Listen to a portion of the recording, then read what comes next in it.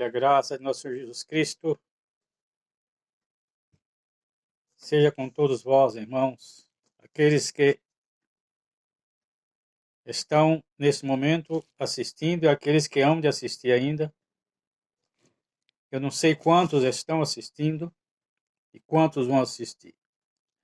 Mas, irmãos, hoje a gente, cada dia que se passa,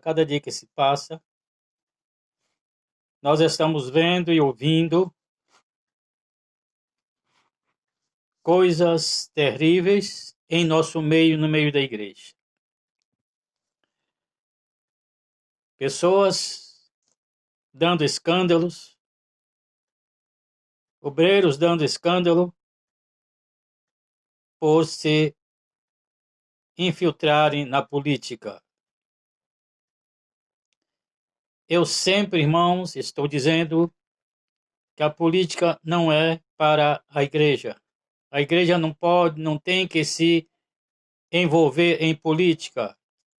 Sempre eu disse que nós somos eleitores e devemos votar, mas não entrar na política, não fazer parte da política. Muitas pessoas sem conhecimento diz, mas se nós votamos, fazemos parte da política. Não. Nós somos cidadãos e devemos cumprir com o nosso dever. O nosso dever, irmãos, enquanto estivermos aqui, é votar. É votar. Que para nós também, irmãos, não faz diferença se a pessoa é da esquerda ou da direita. O nosso problema é esse, é queremos ter uma vida regaladamente, uma vida esplêndida de liberdade. Este é o nosso problema. Quando nós olhamos para trás, irmãos, para os primeiros dias, a primeira fase da igreja sobre a face da terra, nós vemos que os nossos irmãos sofreram terrivelmente com as perseguições.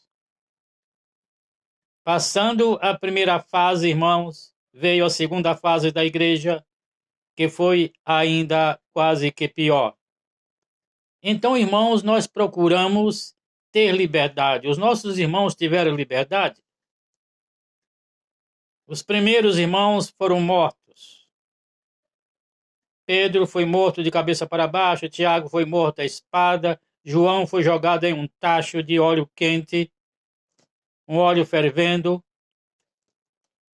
João Rus foi queimado na fogueira. Jerônimo de Praga, chamado Jerônimo Savonarola, também foi queimado na fogueira. E tantos dos nossos irmãos foram mortos sem ter liberdade de expressão. Muitos eram obrigados, irmãos, a ceder as suas casas para soldados. Muitos perderam as suas terras, suas casas. Muitos foram desterrados. E hoje, irmãos, nós temos tanta liberdade e não damos valor àquilo que Jesus nos ensinou. Quando ele disse, no mundo tereis aflições, mas tem ânimo, eu venci o mundo e vós também vencereis. E hoje, irmãos, estamos envolvidos na política, a igreja se envolveu na política porque tem um assunto aqui, irmãos, no livro de Marcos, no capítulo 15 e no verso 42. Que fala a respeito de José de Arimateia, senador, honesto e honrado. Alguém pega este assunto para dizer que José de Arimateia também era político e Jesus também era político. Quando José de Arimateia conheceu Jesus, ele já era político, ele já era senador. Ele já era senador. Ele era da alta corte chamada italiana. Ele era senador. Então, ele não entrou, irmãos, na política do Estado depois que conheceu Jesus. E nenhum dos discípulos de Jesus, nenhum apóstolo de Jesus entrou na política. Nenhum deles. Porque, irmãos, eles foram ensinados por Jesus quando Jesus disse: o meu reino não é deste mundo. Jesus disse isso para Pilato. Pilato disse: tu não sabes que eu tenho poder para te mandar soltar e te mandar matar? Jesus disse para ele: nenhum poder teria se de cima não te fosse dado. Logo, o meu reino não é deste mundo. E as pessoas se apegam a isto, dizendo que José de Arimateia era político e que Jesus também era político. Nós não encontramos lugar nenhum, nem na Bíblia, nem na história, irmãos, dizendo que Jesus era político. Nós encontramos isso. O meu reino não é deste mundo. O meu reino não é deste mundo. Que se o meu reino fosse deste mundo, os meus se levantariam e me defenderiam. Mas logo o meu reino não é deste mundo. E, irmãos, os líderes evangélicos, que se dizem evangélicos, trouxeram a política para a igreja. Dizendo com este argumento, porque era para proteger a igreja, para proteger os direitos da igreja. Quando aquela mulher, irmãos, ali em Samaria, em Israel, quando houve aquela fome, nos dias de Eliseu, que as duas tinham 2 filhos, e a fome era tanto que as duas combinaram de comer um dos seus filhos, matar e comer um dos seus filhos, e depois também comer o da outra. Elas concordaram isto. E uma matou seu filho, elas comeram. Mas quando foi a vez de comer a outra criança, a mãe escondeu seu filho. E começaram a briga por causa disso, as duas mães. E uma delas, o rei, estava passando pela muralha e ela disse: acode-me, rei. Ele disse: se o senhor não te acode, de onde acudirei eu? Da eira ou do lagar? E ele perguntou para elas e disse: o que aconteceu? Então elas relataram o assunto. Uma disse: olha, esta mulher, nós tínhamos 2 filhos e nós combinamos de comer os nossos filhos. E nós comemos primeiro o meu, e quando chegou a vez dela, ela escondeu seu filho.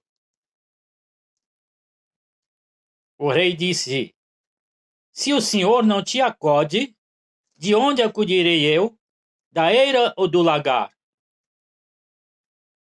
Irmão, se Jesus não nos defende, quem é que vai nos defender? O presidente da República, o Bolsonaro? Os ministros do Supremo? Os governos dos estados? Os prefeitos? Os vereadores? Os deputados? Os senadores? Não, irmãos. É Jesus quem nos defende. Mas acontece que eu sempre digo, nós nos tornamos covardes porque aceitamos o que eles querem que nós façamos. Eles ditam as leis e nós somos obrigados a cumprir. Quando no passado nenhum discípulo, nenhum apóstolo, nenhum crente cumpriram. Porque se eles obedecessem, não iam para a fogueira, não seriam mortos, não seriam torturados. Eu disse, irmãos, que eu ia trazer aqui a respeito da Inquisição, chamada Santa Inquisição, mas eu vou trazer para os irmãos saber, irmãos, o que aconteceu com aqueles que não obedeceram o mando da Igreja Católica. Então, irmãos, nós vamos ler aqui a respeito deste homem. Capítulo 15, verso 42 do livro de São Marcos. E chegada a tarde, porquanto era o dia da preparação, isto é, a véspera do sábado, chegou José de Arimateia, senador honrado, que também esperava o reino de Deus. E ousadamente foi a Pilatos e pediu o corpo de Jesus. E Pilatos se maravilhou de que já estivesse morto, e chamando o centurião, perguntou-lhe se já havia muito que tinha morrido. E tendo certificado pelo centurião, deu o corpo a José, o qual comprara um lençol fino e, tirando da cruz, o envolveu nele e o depositou num sepulcro lavrado numa rocha e revolveu uma pedra para a porta do sepulcro.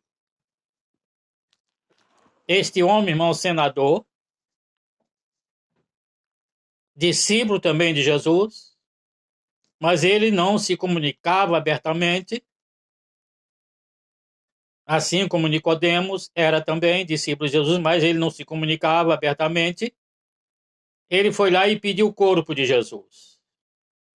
Mas, irmãos, uma coisa é certa. Nós, irmãos, devemos falar a verdade. Como Jesus disse, conhecereis a verdade vos libertará.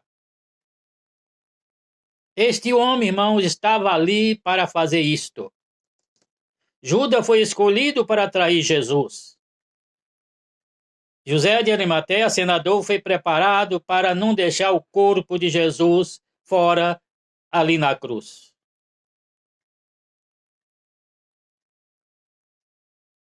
Porque depois, irmãos, o corpo seria tirado e jogado em um lugar aonde as feras iriam comê-lo. Existia esse lugar preparado. Então, José de Arimateia foi preparado para isso. Ele já estava ali, irmãos, no Senado, na corte, para que fizeste este assunto, este ato. Porque está escrito, irmãos, nenhum dos seus ossos, lá no livro de Salmos, nenhum dos seus ossos será quebrado. E quando eles morreram, Jesus morreu, os corpos das pessoas, quando ia para a cruz, ali, eles quebravam as suas pernas para que ninguém tirasse eles da cruz. E naquela tarde, naquele tempo ali, eles foram lá e viram que Jesus já estava morto e não quebraram as suas pernas. Foram aos dois, estavam vivos, e quebraram as pernas dos dois que estavam um ao seu lado, um à direita e outro à esquerda. Mas as pernas de Jesus não foi quebrada porque Jesus já estava morto. Jesus não ia mais fugir da cruz, ninguém ia tirar ele da cruz. Não se fala dos outros dois depois da sua morte. Mas José de Arimateia estava ali, foi tudo preparado por Deus para que somente ele poderia pedir o corpo de Jesus. Outro não poderia, irmãos. Então nós devemos ter conhecimento de todas estas coisas para trazer para a igreja, para aqueles que nos ouvem, a verdade. Não devemos esconder a verdade. Alguém já tinha falado para Geilde, minha filha, por que eu não fazia orações. Irmão, eu estou aqui para trazer a palavra. Outros fazem a oração. Porque as pessoas querem somente pedir, mas não querem ouvir. Só querem pedir, pedir, pedir. E achando que existem pessoas santas para orar por eles e resolver os seus problemas. Mas o nosso maior problema é não ouvir a palavra da verdade, é não ouvir a palavra do Senhor. Este é o maior problema, irmãos. Porque hoje ninguém quer mais ouvir, a maioria não querem mais ouvir a palavra da verdade. Só querem ouvir coisas que não têm nenhum valor. Há líderes, irmãos, que eles têm poder sobre as pessoas. Lançam candidatos e obrigam aquelas pessoas, os membros, a votar naquele candidato. Por isso, irmãos, tem uma bancada chamada Bancada Evangélica lá em Brasília. Dizem que é para proteger os direitos da igreja. Mas que igreja? O que foi que o rei falou para aquelas duas mulheres? Se o Senhor não te acode, de onde acudirei eu? Da eira ou do lagar? Irmãos, a igreja é independente, a igreja não faz parte do Estado. Quem faz parte do Estado é a Igreja Católica, porque ela foi fundada dentro do Estado. Ela é a religião do Estado. Então, ela faz parte do Estado. Mas a Igreja de Jesus, ela faz parte do reino celestial. O que nós vemos, irmão, nessa política, quando a pessoa entra na política, é só isso, irmão. É só escândalos, é só brigas. Nós vemos escândalo em cima de escândalo, escândalo em cima de escândalo, como foi preso nesse dia que passou, pela manhã cedo, já às 6 horas, estava na casa do prefeito do Rio de Janeiro, o Marcelo Crivella. Ainda estava conversando hoje com o Ari, falando do Crivella. Ele tinha um grande trabalho na Bahia, em uma fazenda chamada Nova Canaã. Ele tinha um grande trabalho ali. Por que que ele não ficou nesse trabalho? Por que que ele se envolveu na política? Para hoje acontecer isso, irmãos. Para hoje acontecer isso. Aonde foi que ele cresceu? Ele cresceu lá na fazenda Canaã, quando ele, irmãos, ajudou muitas pessoas. Ele gravava e vendia os seus cânticos. E então, irmãos, a Igreja de Jesus não é política. A Igreja de Jesus é celestial.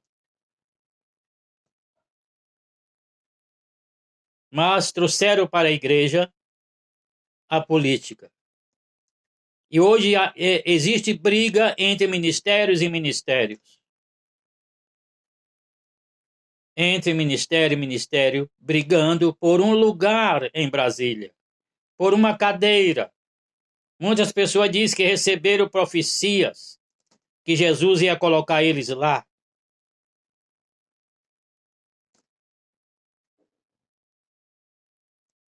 Mas não é assim não, irmão. A igreja não é para se envolver com política. Tem pastores, irmãos, que deixaram seus ministérios para se envolver na política. Deixaram de servir a Jesus para servir a quem? A si próprio. A si próprio. Nós pertencemos a um reino que não é deste mundo, irmãos. Este estado celestial não pertence ao mundo. Porque este reino, irmão, não vai ficar na terra, não vai desaparecer. Este reino, irmãos, vai ser transferido para os céus.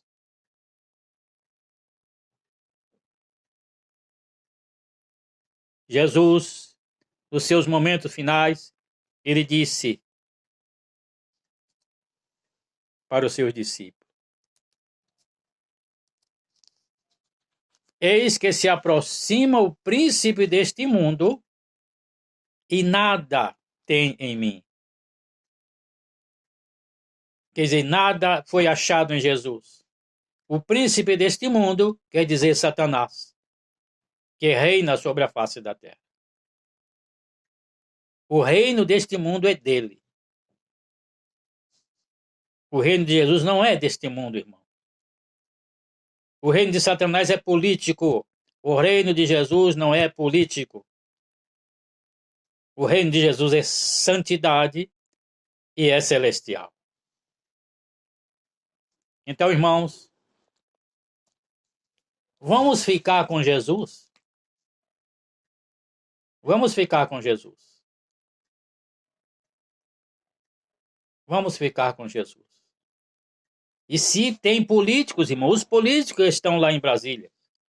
Os políticos estão no Estado. Os políticos crentes, irmãos, que estão na Assembleia Legislativa. Desculpe, estou errando em tudo. Não tem problema. Os irmãos sabem. Ainda bem que eu sou analfabeto. E os vereadores, deputados estaduais, deputados federais e senadores, aqueles que se dizem crentes, irmãos, volte para Jesus. Defenda os direitos dos pobres. Defenda os direitos dos pobres, mas não defenda os direitos dos seus líderes. Porque os direitos deles ficam aqui. Os direitos deles ficam aqui. Defenda os direitos dos pobres. Trabalhe para os pobres. Esqueça os seus líderes. Esqueça os seus ministérios. Eu pergunto, irmão, quando existe uma reintegração de posses,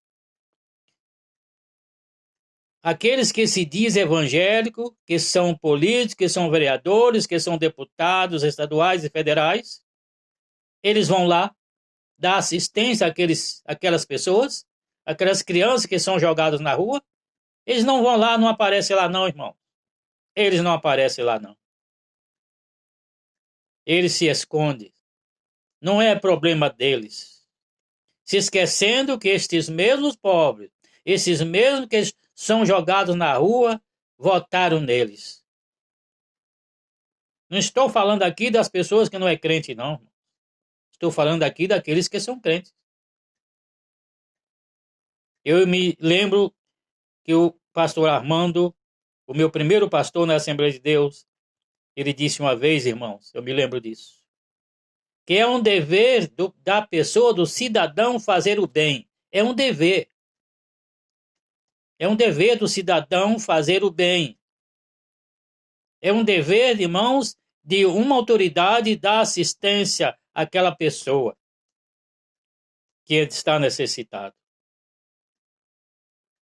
E eu pergunto, as igrejas se importam com esses líderes, e se importam com aqueles que dormem nas calçadas? Aqueles que perderam seus empregos? Aqueles que foram afetados pela epidemia? Eles estão fazendo alguma coisa? Eles estão se importando com isto? Não estão se importando, irmão. Mas Jesus se importou com nós. Nós, irmãos, estávamos prestes a se perder totalmente. E Jesus